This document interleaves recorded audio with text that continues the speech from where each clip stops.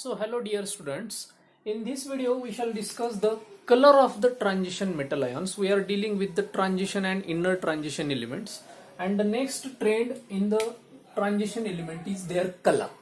Now remember guys, what is color? Color is nothing but it is shown by the excitation and D excitation of electron. कुठल्याही सबस्टन्सचा colour हा त्याच्यातल्या इलेक्ट्रॉनच्या excitation आणि D excitation मुळे येत असतो.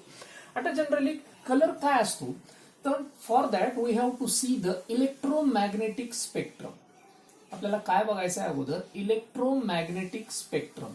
Now what is that electromagnetic spectrum? Generally electromagnetic spectrum is a graph of wavelength. काय असतं नेमकं? This is the visible spectrum. हा असतो व्हिजिबल लाईटचा spectrum.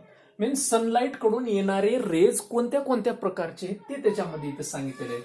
There are gamma rays, X rays, UV, here at this side IR, then radio, such a type of. Okay, and in between UV radiation and IR radiation there is one spectrum. That spectrum is called visible spectrum or visible light spectrum, and this visible light spectrum is made up of Vibgyor.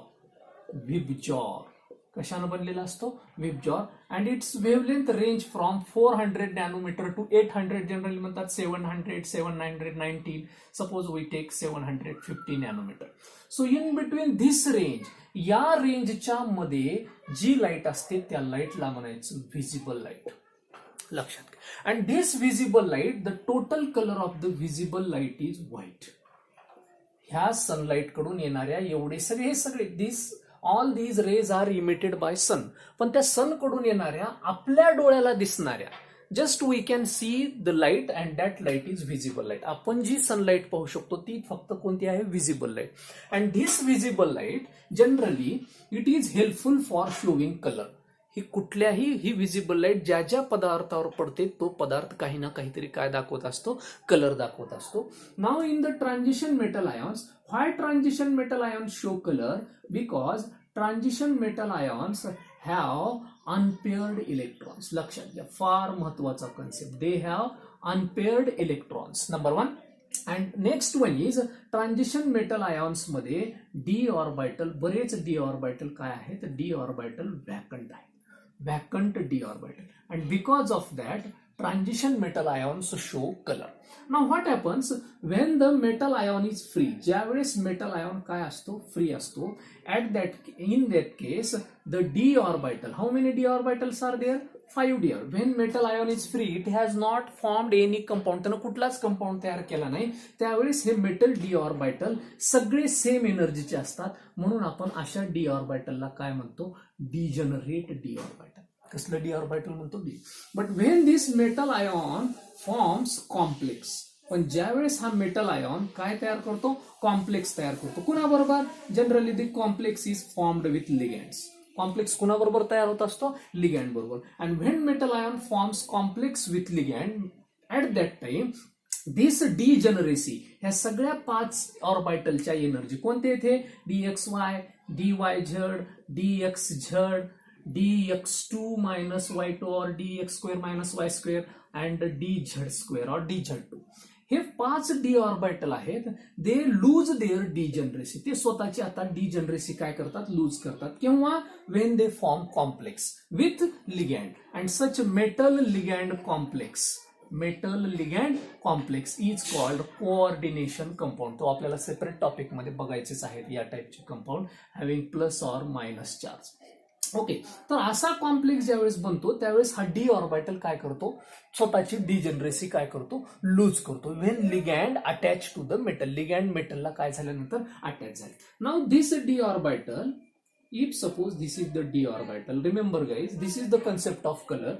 Now when this d orbital absorb light, कसली light? Visible light, white light. When white light falls on metal, metal complex वरती white light पडली, तर ligand त्याला आत जोडलेले आहेत. And this after absorption off white light of this wavelength, एवढ्या वेवलेंथच्या मधली violet, Indigo, blue, green, yellow, orange, red या 400 ते 750-800 नॅनोमीटरच्या दरम्यानची white light, when it falls on the D orbital splits into 2 level.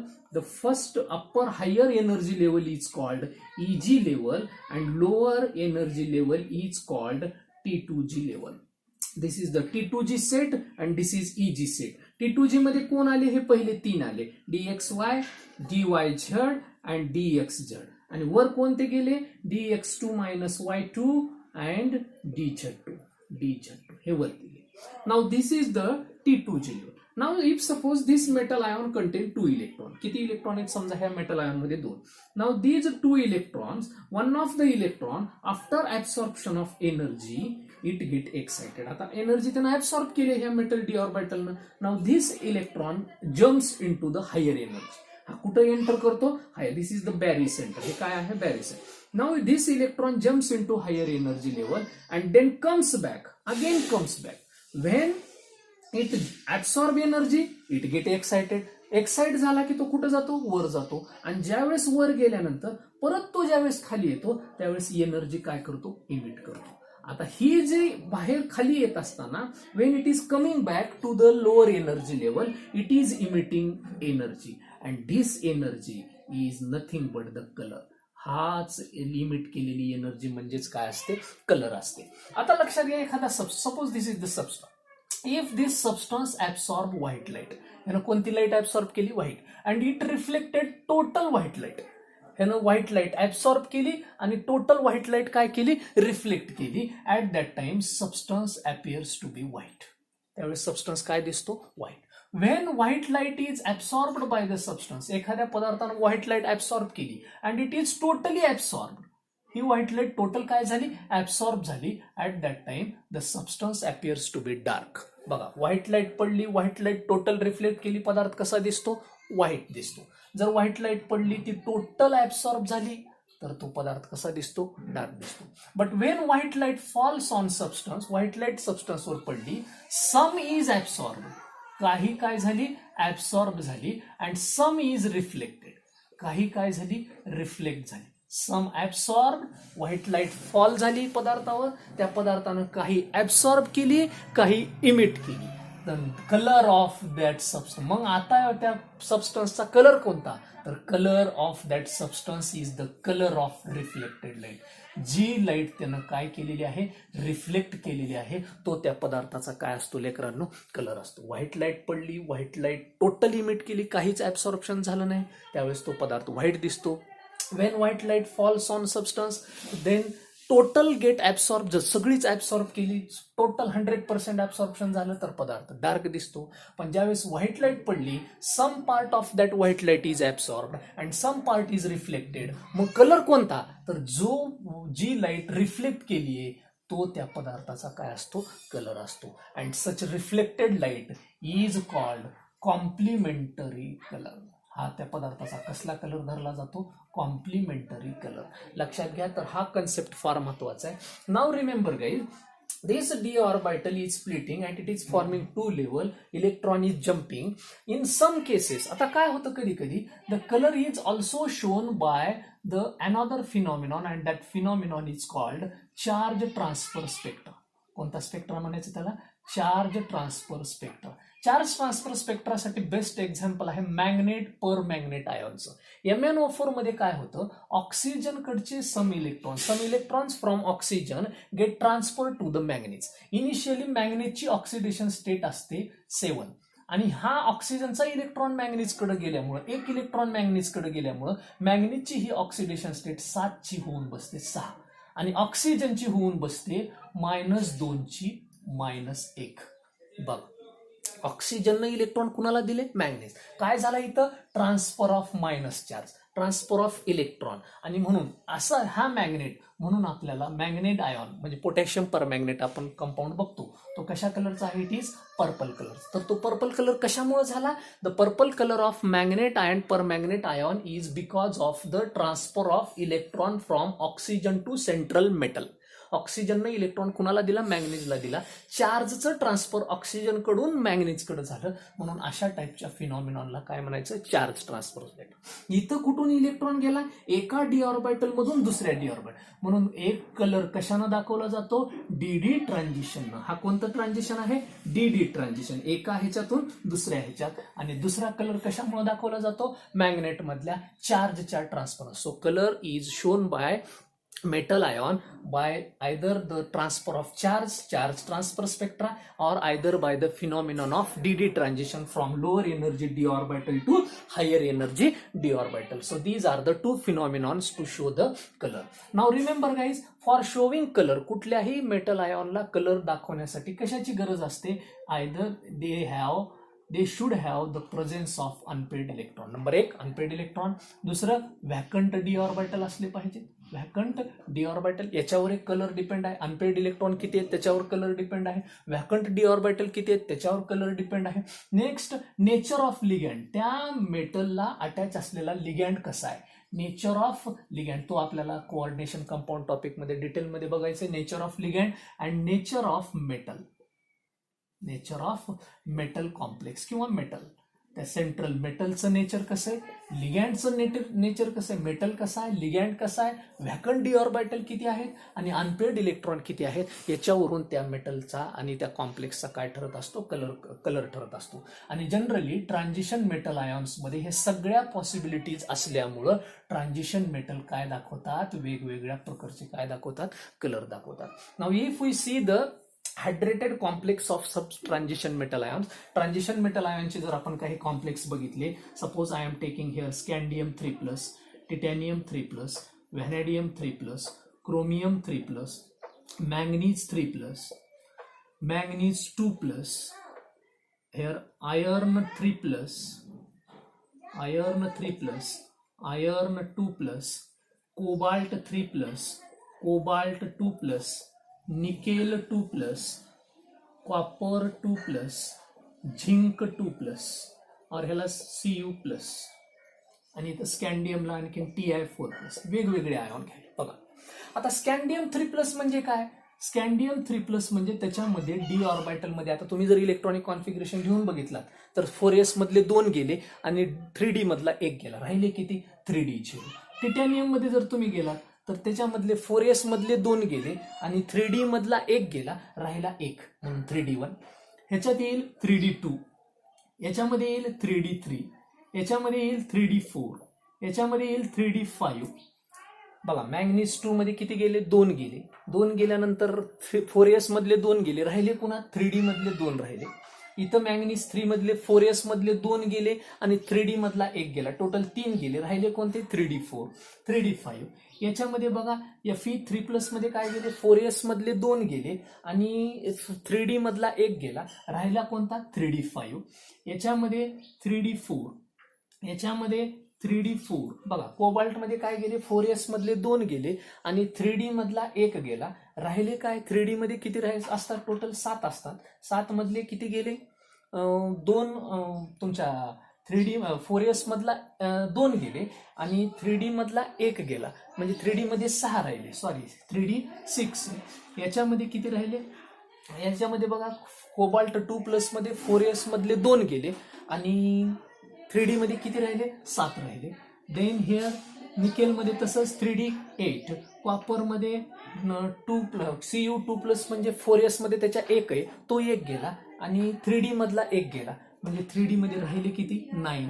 And here 3D 10, कारण zinc मधले फक्त कुणातले गेले, 4s2 मधले 2 गेले, 3D मधल्याला धक्का लागला नाही, म्हणजे 3D मध्ये किती राहिले. बघा अशा पद्धतीनं तुम्ही इलेक्ट्रॉनिक कॉन्फिगरेशन मधले आयॉनचं इलेक्ट्रॉनिक कॉन्फिगरेशन, 3 गेले तर उरले किती डी मध्ये, 3 गेले तर उरले किती डी मध्ये, तुम्ही इलेक्ट्रॉनिक कॉन्फिगरेशन काढून बघू शकता. आता ह्याच्यामध्ये अनपेड इलेक्ट्रॉनची संख्या किती, 3D मध्ये काहीच इलेक्ट्रॉन नाही, म्हणजे अनपेड इलेक्ट्रॉन किती आहेत, हेअर अनपेड इलेक्ट्रॉन 0. मी सांगितले ज्याच्यात अनपेड इलेक्ट्रॉन आहे तोच कलर दाखवेल. If unpaired electrons are not there they will not show colour. आता इथं अनपेड इलेक्ट्रॉन किती आहे, 0. इथं अनपेड इलेक्ट्रॉन जेवढे डी मध्ये तेवढे 1, इथं 2, इथं 3, इथं 4, इथं 5, इथं 5, इथं. आता बघा हेअर Fe2+ मध्ये किती गेले 4s मधले 2 गेले, हे राहिले किती इथं 3d6 तर आता 3d6 म्हणजे अनपेड इलेक्ट्रॉन किती 4, इथं सुद्धा अनपेड इलेक्ट्रॉन किती कारण 4, कारण डी मध्ये किती आहे 6 इलेक्ट्रॉन बसल्यानंतर बघा 1 2 3 4 डी मध्ये किती आहेत 6 1 2 3 4 5 6 अनपेड इलेक्ट्रॉन राहिले किती 1 2 3 4 म्हणून 4, ह्याच्यामध्ये 3, याच्यात 2, याच्यात 1, याच्यात 0. म्हणजे बघा from scandium to manganese iron unpaired electron increases and then from manganese iron unpaired electron decreases. म्हणून ज्यांच्यात 0 इलेक्ट्रॉन आहे हे बघा दे आर कलरलेस. आता ह्याच्यामध्ये तुम्ही बघा titanium it is purple colour, हा कशा कलरचा आहे पर्पल कलरचा. आता तुमचा हा vanadium it is green colour, हा क्रोमियम व्हायलेट कलरचा, हा मॅंगनीज सुद्धा व्हायलेट कलरचा. बघा कोणते कोणते कलर कोणते दाखवायले बघा पर्पल ग्रीन व्हायलेट. तुमचा मॅंगनीज 2+ पिंक कलरचा. पुन्हा तुमचा आयर्न येल्लो कलरचा. पुन्हा Fe2+ Fe3+ येल्लो आहे तर Fe2+ ग्रीन कलरचा. परत कोबाल्टचे दोन्हीही पिंक आहेत हे बघा this is also pink and this is also blue green, म्हणजे दोन्ही जनरली ब्ल्यू धरलात तरी किंवा ब्ल्यू ग्रीन धरलात तरी चालेल. अँड ज्याच्यात अनपेड इलेक्ट्रॉन 0 अनपेड असणारा मी सांगितलं तुम्हाला कलर दाखवत नाही, कारण कलर दाखवण्यासाठी काय गरजेचं असतं इलेक्ट्रॉनची जम्पिंग गरजेची असते. आता ह्याच्यासाठी आपल्याला एक सेंटेन्स सुद्धा लक्षात ठेवता येईल. बघा पर्पल एकच कलर आहे, पहिला आणि शेवटचा तर कलरलेस आहे. कोणता स्कॅन्डियम 3+ आणि zinc all are colourless. The coloured compounds are only these compounds. तर त्यासाठी आपल्याला एक सेंटेन्स सुद्धा लक्षात ठेवता येईल. प्रकाश बघा जेव तू, हा काय घ्यायचा प्रकाश, ग्रीन साठी जेव तू व तू कशामुळे व्हायलेट 2 आहे. प्रकाश पर्पल, जेव ग्रीन, जेव तू म्हणजे 2 व्हायलेट. पिंकी ये म्हणजे येल्लो. पिंकी ए जेवायला, जेवण्यासाठी ग्रीन घ्यायचं, जेवणे ग्रीन. आणि पिंकी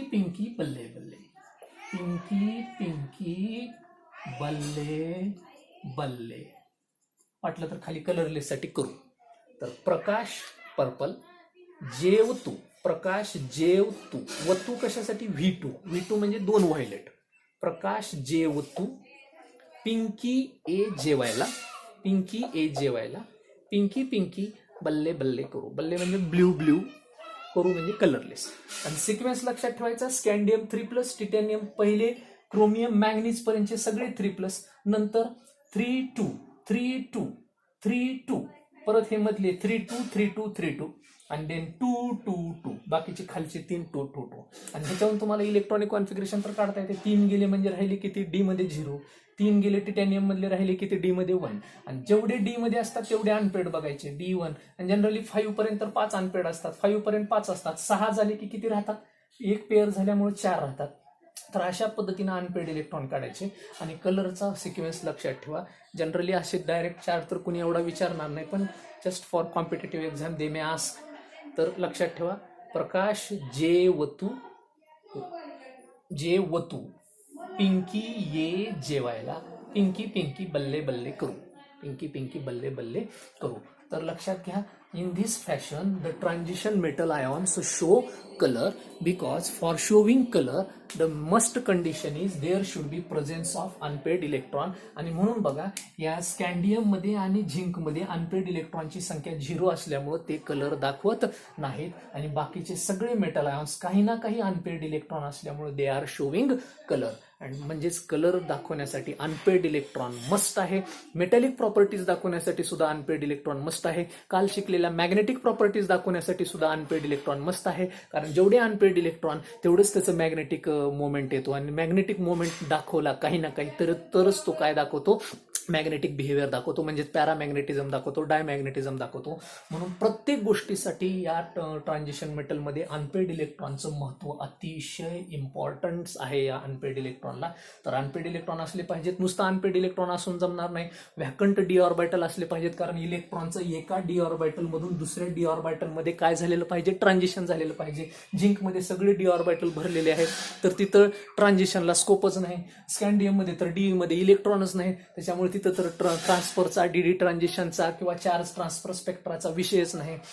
म्हणून हे स्कॅन्डियम आणि झिंक कलरलेस आहेत, बाकीचे सगळे काही ना काही दाखवतात, कलर दाखवतात. या वाक्यावरून तुम्ही ते लक्षात सुद्धा ठेवू शकता. So in this fashion the colour of the transition can be explain. तर कलर दाखवण्यासाठी नेहमी कुठलाही कॉम्प्लेक्स आयॉन काय दाखवतो, काय ऍब्सॉर्ब करतो, व्हाईट लाईट ऍब्सॉर्ब करतो. म्हणून बघा प्लांटचे आपल्याला कलर लिव्स ग्रीन कलरचे दिसतात, कारण प्लांटनं व्हाईट लाईट ऍब्सॉर्ब केली, सगळी ऍब्सॉर्ब त्या व्हाईट लाईट मधले सगळे कलर ऍब्सॉर्ब केले त्या पानानं बघा, पण ग्रीन ऍब्सॉर्ब केला नाही. तो ग्रीन काय केला, रिफ्लेक्ट केला. आणि म्हणून मी सांगितले जो रिफ्लेक्ट होतो तोच त्या पदार्थाचा काय असतो, कलर. खडू का व्हाईट दिसायला, कारण तो त्यानं टोटल व्हाईट लाईट काय करायला, ऍब्सॉर्ब करायला, आणि व्हाईट लाईट काय करायला, इमिट करायला. म्हणून आपला चॉक कसा दिसायला, व्हाईट दिसायला. कुठलीही कलर्ड वस्तू तशी का दिसते, कारण तिनं जो लाईट ऍब्सॉर्ब केला ती दिसत नाही, जी लाईट काय केली, रिफ्लेक्ट केली, तोच त्या पदार्थाचा काय असतो, कलर असतो. Colour of the substance is the colour of reflected light and that colour is called complementary colour. त्याला कसला कलर म्हणायचं, कॉम्प्लिमेंटरी कलर असं म्हणतात. तर लेकरांनो, in this fashion we can describe how the transition metal ions are showing colour. तर colour दाखवण्यासाठी सगळ्यात महत्वाची कंडिशन काय आहे, एक तर त्यानं काय केले पाहिजेत, अनपेड इलेक्ट्रॉन असले पाहिजेत, व्हॅकंट डी ऑर्बिटल असले पाहिजेत, लिगॅन्ड त्याच्या कुठल्या नेचरचा आहे त्याच्यावर सुद्धा आहे. दुसरं सगळ्यात महत्वाचं सांगितलं, when white light falls and if white light is reflected then the color of the substance is white. If white is absorbed and totally it is get absorbed, the substance appears to be dark. If white light falls and then some absorbed and some reflected, then color of that substance is the color of reflected म्हणजे त्याच्यावर पडून वापस बाहेर पडणे, त्याला म्हणायचं reflection. तर reflect झालेला कलर जो असतो तोच त्या पदार्थाचा काय असतो, कलर असतो. So thank you guys, this is the colour of the transition metal ions.